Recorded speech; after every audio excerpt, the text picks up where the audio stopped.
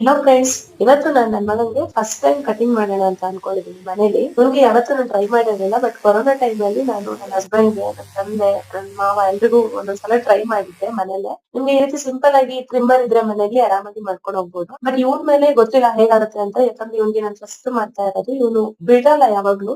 ಹೊರಗಡೆ ಕಟಿಂಗ್ ಶಾಪಿಗೆ ಕರ್ಕೊಂಡು ಹೋದ್ರೆ ಅಲ್ಲೂ ಕೂತ್ಕೊಳ್ಳಲ್ಲ, ಆಟ ಮಾಡ್ತಾನೆ. ಹಾಗಾಗಿ ಊರಲ್ಲಿ ನಮ್ ತಂದೆ ಪರಿಚಯದವರೊಬ್ಬರನ್ನ ಮನೆಗೆ ಕಳ್ಸಿಕೊಡ್ತಾ ಇದ್ರು ಇವನಿಗೋಸ್ಕರ ಅಂತ. ಅವ್ರಿಗೂ ಬಿಡ್ತಾ ಇರ್ಲಿಲ್ಲ. ಹಾಗಾಗಿ ಇಲ್ಲಿ ನಾನು ನೋಡೋಣ ನಾನೇ ಮಾಡ್ಬಿಡೋಣ ಅಂತ ಟ್ರೈ ಮಾಡ್ತಾ ಇದೀನಿ. ಸರ್ಪ್ರೈಸಿಂಗ್ ಥಿಂಗ್ ಏನಪ್ಪಾ ಅಂದ್ರೆ ಸುಮ್ನೆ ಕುತ್ಕೊಂಡ. ಅದ್ ಹೆಂಗ್ ಕುತ್ಕೊಂಡ ಅಂತ ನನ್ಗೂ ಗೊತ್ತಿಲ್ಲ. ಬಟ್ ಸುಮ್ನೆ ಕುತ್ಕೊಂಡ್ ನೋಡಿ. ಬಟ್ ಈ ತರ ಕುತ್ಕೊಂತಾನೆ ಅಂತ ಅನ್ಕೊಂಡೇ ಇರ್ಲಿಲ್ಲ.